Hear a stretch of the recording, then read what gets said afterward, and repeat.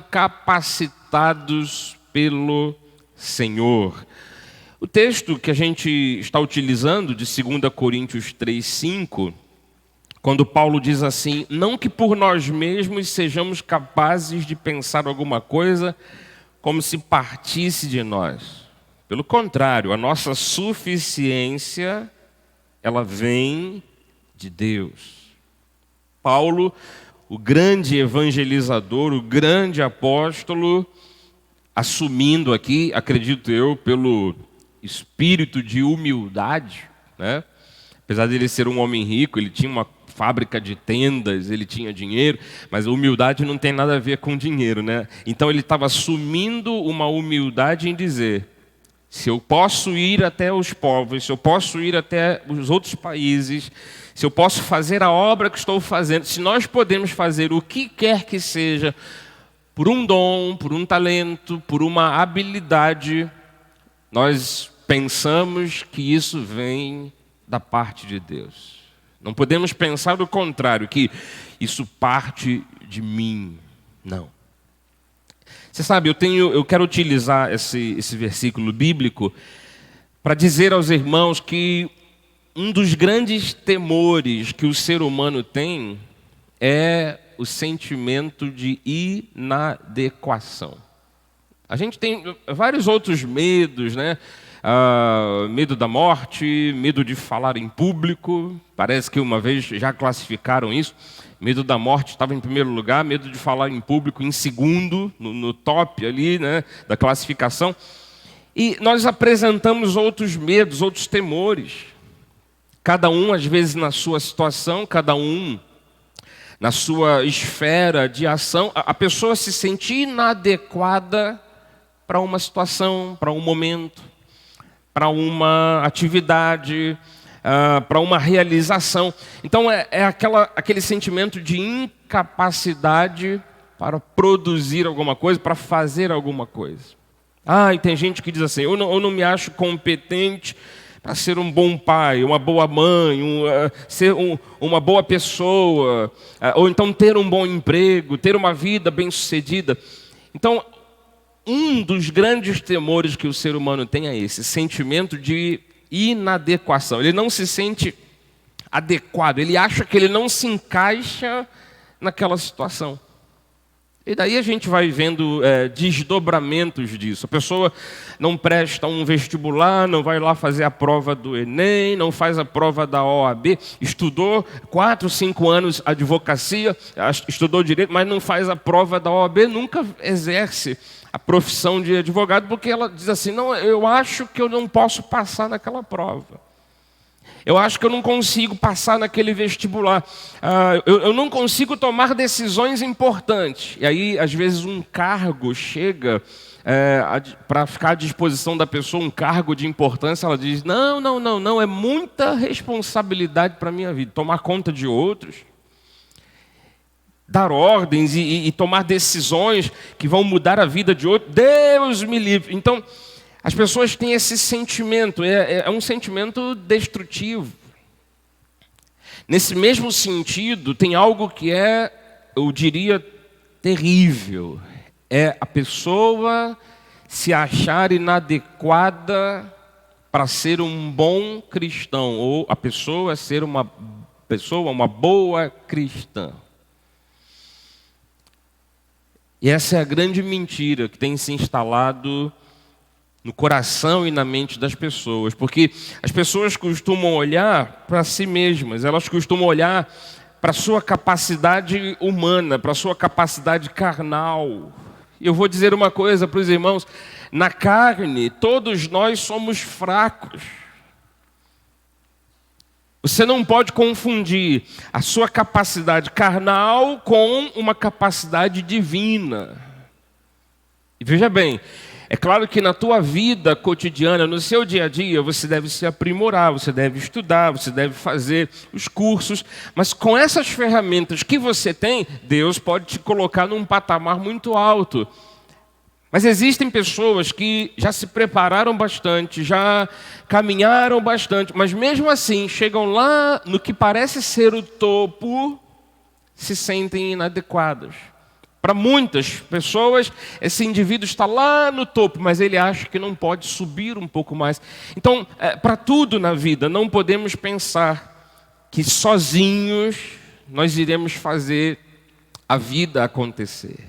É Deus por detrás de todos nós, é Deus no pano de fundo, é Deus operando coisas na nossa vida, persuadindo gente em nosso favor, convencendo pensamentos de outros, é Deus abrindo caminhos, é Deus planejando, é Deus fazendo, é Deus colocando o querer e o realizar, é Deus começando a grande e boa obra e completando essa obra ao longo do trajeto, até o dia de Cristo. É Deus realizando tudo em nossas vidas. Aliás, numa expressão máxima de que isso era parte da confiança dele, Isaías disse o seguinte, em Isaías 26:12: Senhor, concede-nos a paz, porque todas as nossas obras tu as fazes por nós. Que texto tremendo, né? Começando do fim para o começo, ele diz: as nossas obras é o Senhor quem está no controle, o Senhor quem faz por nós, o Senhor que abre caminho, o Senhor que persuade, o Senhor que convence, o Senhor que planeja, o Senhor que faz, põe o querer, realiza. Só que ao mesmo tempo Isaías assume, né? Senhor, então eu não preciso viver intranquilo. Senhor, eu não preciso viver me sentindo inadequado para ser um pai, para ser uma mãe, para ser um bom empresário, ou talvez o melhor empregado. Eu não preciso me sentir inadequado para um casamento, para o dia a dia na vida, para a quarentena, para enfrentar uma pandemia. Senhor, eu não preciso me sentir inadequado, porque o Senhor é que faz tudo na minha vida. Então, o primeiro pedido dele, né, é: concede-nos a paz. É um pouco sobre isso que eu quero dizer para os irmãos, que eu quero falar nessa noite, que quando a gente está passando um momento tão difícil, que a gente pensa que sozinhos nós não conseguiríamos vencer. E daí a gente começa a imaginar, né? Se eu tivesse ajuda de fulano, ajuda de ciclano, se Beltrano viesse para o meu lado, se associasse a mim, eu acho que eu vou lá, sabe, puxar um assunto com fulano só para ver se ele se agrega a mim, porque se eu tivesse ele, aquele, mais aquele outro, talvez eu venceria. E é nessa hora que Deus nos mostra que mesmo aparentemente sós, com Deus, nós temos tudo que nós precisamos para vencer obstáculos, para vencer desafios.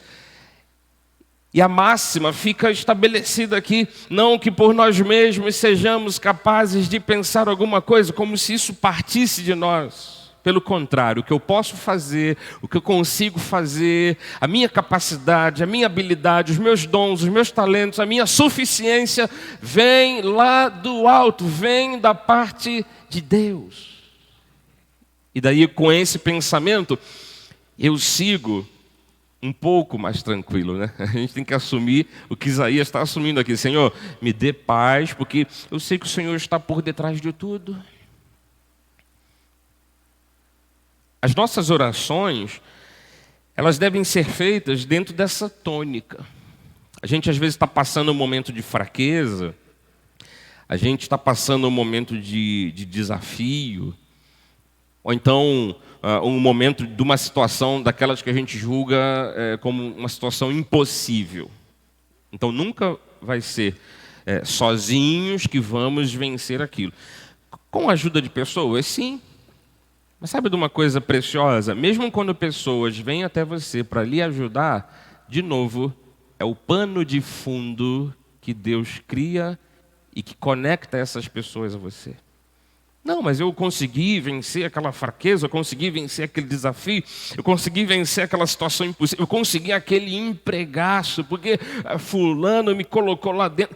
Até o fulano que colocou você lá dentro fazia parte do pano de fundo de Deus.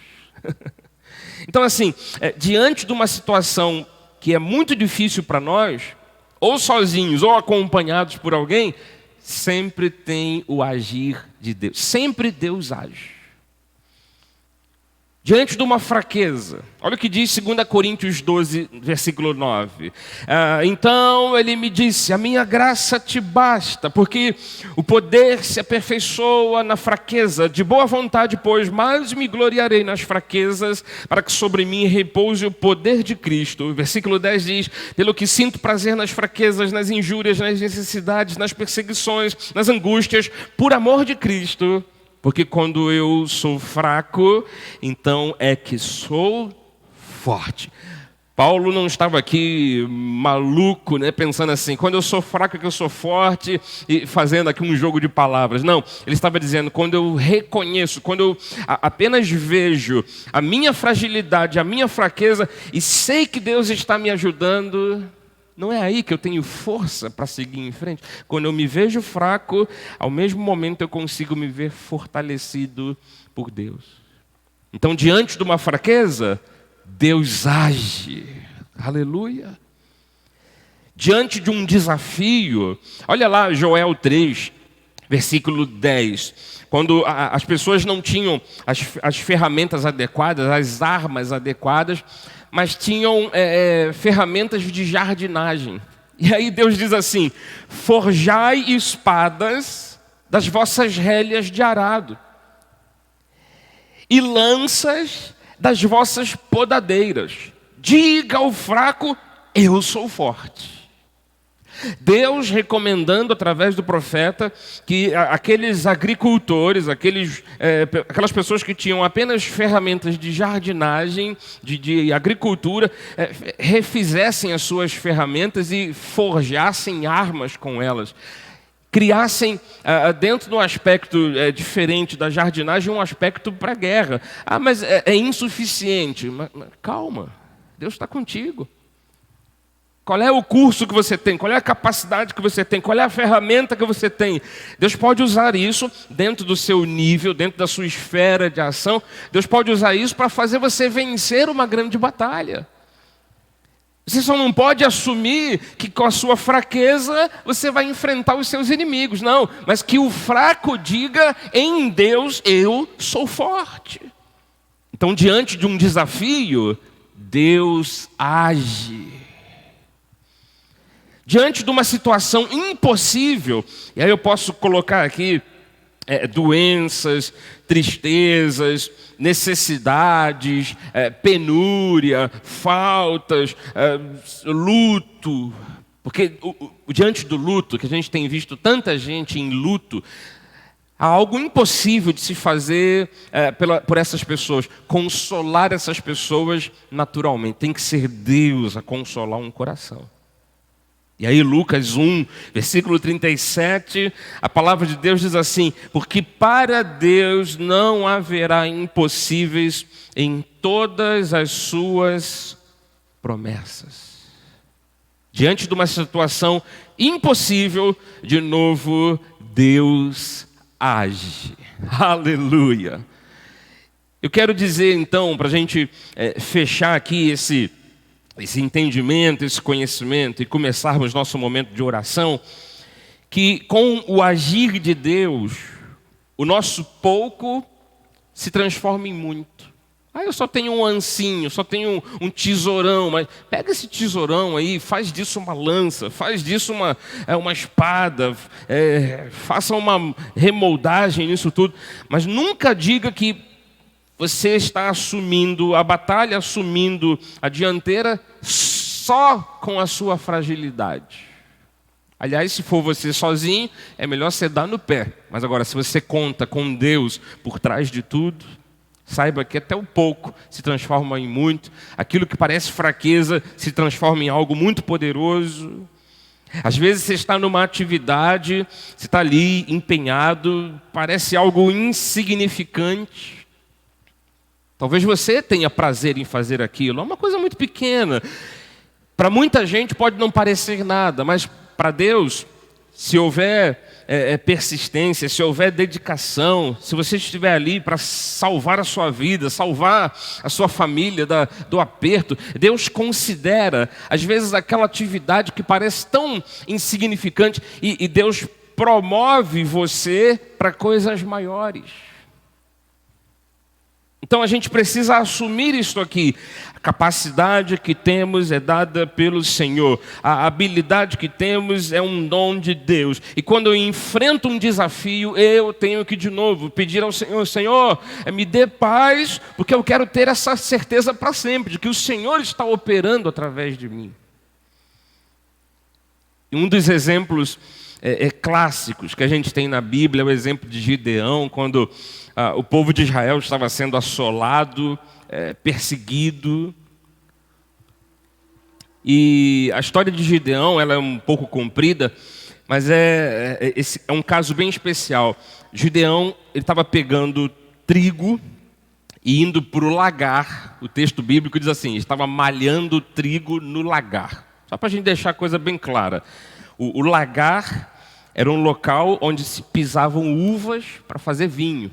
Só que os midianitas, naquela época, tinham feito uma coisa: eles tinham destruído todos os lugares de produção dos israelitas. Se eles ficavam, por exemplo, usavam um trecho de terra para plantar algo, e quando iam quase colher, vinham os midianitas, cortavam tudo, arrasavam com tudo, deixavam o povo passar fome. Aí, os lagares que havia, não tinha uva para pisar e fazer vinho, ninguém estava trabalhando com aquilo, porque os midianitas destruíam tudo, queimavam tudo, e passando de lá para cá, de cá para lá, eles viam lá um rapaz chamado Gideão, dentro de um lagar. Só que eles sabiam: gente, não tem uva aqui, a gente já destruiu tudo. O que esse desparafusado está fazendo aí dentro? Deixa esse maluquete aí. Lá estava ele com um pouquinho de trigo, malhando o trigo para fazer um pouco de farinha, para pôr a salvo a família dele. Então, ele, não sei onde ele conseguia um pouco de trigo, ele fazia farinha, aquele serviço ali que parecia insignificante. Todo dia ele ia lá malhar trigo no lagar e levava o pão para a família. Deus olhou para aquele fracote, para aquele, usando aqui as palavras com todo respeito, colocando aspas, tá? Para aquele maluquete, e disse assim: eu vou usar ele para livrar todo o povo de Israel das mãos dos midianitas. A gente às vezes está fazendo a mesma coisa. Uma atividade pequenininha aqui, uma coisa insignificante. Para quem? Para alguém que te acusa de fazer algo insignificante? Porque para a sua família, para os seus amigos, para a sua igreja, para a sociedade, para os seus vizinhos, principalmente para Deus, pode ser algo muito significativo, a ponto daquilo se tornar o seu trampolim para algo muito maior. Eu vou resumir a história de Gideão. O povo estava perseguido, estava massacrado, ele estava lá fazendo pão num local onde se fazia o vinho, e portanto tudo destruído. E por conta disso, os inimigos passavam assim meio que de largo, dizendo: deixa esse cara aí. E Deus chamou ele dizendo: Gideão, você vai ser o capitão do exército de Israel. Você vai ver quantos soldados tem aí. Na época, havia 32 mil soldados. Parece muita coisa, mas não. Os inimigos tinham milhões de soldados. 32 mil soldados para guerrear contra milhões já não era nada. Não era força militar significativa de modo algum. E o Gideão conseguiu, com todo o atraso lá, porque ele disse: Senhor, eu sou pequeno, eu sou fraco, eu não posso, eu sou o menor da casa do meu pai, eu não sou o grande guerreiro, eu sou o pior de todos, eu estou aqui fazendo só um trabalhinho para manter a minha família a salvo, para livrar da fome. Às vezes, nesse período de pandemia, você está se virando aí, né, nos 30, como diria o filósofo Fausto Silva, né, se vira nos 30. Você está fazendo qualquer coisa que seja para pôr a salvo a sua família. Deus vê isso como algo digno.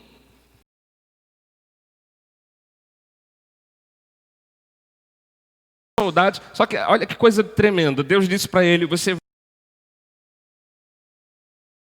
eu não quero gente fraca de saúde, eu não quero gente medrosa. A gente vai precisar vencer uma batalha muito feroz, Gideão. Aí quando ele fez uma seleção, sobraram 3.000, 10% daqueles soldados todos ficaram ali à disposição dele. 3.000 soldados, volto a dizer, em comparação a milhares do exército inimigo, era nada. Quando ele pensa que com 3.000 soldados ele vai para uma batalha, Deus diz assim, calma aí, Gideão, mais um funil aí vai ser passado. Mais uma peneira eu quero que você passe. Você vai fazer um teste, que era um teste de Deus lá, né? E aí, os que sobrarem, você vai guerrear com estes. Sabe que dos 3.000 homens, sobraram 300 homens? De 32.000 para 300, matematicamente falando, 0,9 alguma coisa por cento. 0 é menos que 1, tá? 0, Agora imagine você, com toda a dificuldade que você enfrenta, Deus vê o teu esforço, Deus diz para você, olha, vai ser você que eu vou usar para beneficiar a tua casa, a tua família, teu marido, tua esposa, teus filhos, você vai dar emprego para um monte de gente, vai ser você que eu vou usar. E aí você pensa, então tá bom, Senhor, o que o Senhor vai usar em mim? Toda a sua capacidade, Gideão. E aí você diz, ok, Senhor, eu vou ver o que eu consigo fazer. E aí quando você consegue reunir toda a força, quando você consegue reunir todo o seu intelecto, todos os cursos que você fez, aí Deus diz assim, agora você vai usar todo esse potencial em menos de 1%. É de chorar e de gritar e de sair correndo. E dizer de novo, né, como ele pediu provas a Deus muitas vezes, é de dizer para Deus, Senhor, não, Senhor, o que eu consegui reunir, é isso que eu te apresento, já é pouco em relação ao que acontece no campo do inimigo. O Senhor agora quer que eu use menos de 1%? Gideão foi com aqueles 300 lutar com os midianitas. E sabe o que prevaleceu? Uma promessa de Deus que está ali no versículo 12 do livro de Juízes. Capítulo 6, né? Juízes 6, versículo 12. O anjo do Senhor lhe apareceu e lhe disse, o Senhor é contigo, homem valente. Deus tinha visto a força daquele homem. Aí no versículo 15 diz assim, e ele lhe disse, né? Ai, Senhor meu, com que livrarei Israel? Eis que a minha família é a mais pobre em Manassés, e eu sou o menor na casa de meu pai.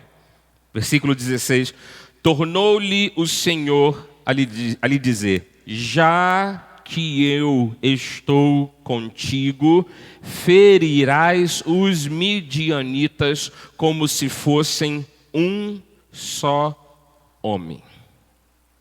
Eu não sei exatamente a proporção de inimigos para cada soldado de Israel, que no caso eram 301, né? Um comandante Gideão e mais 300 com ele.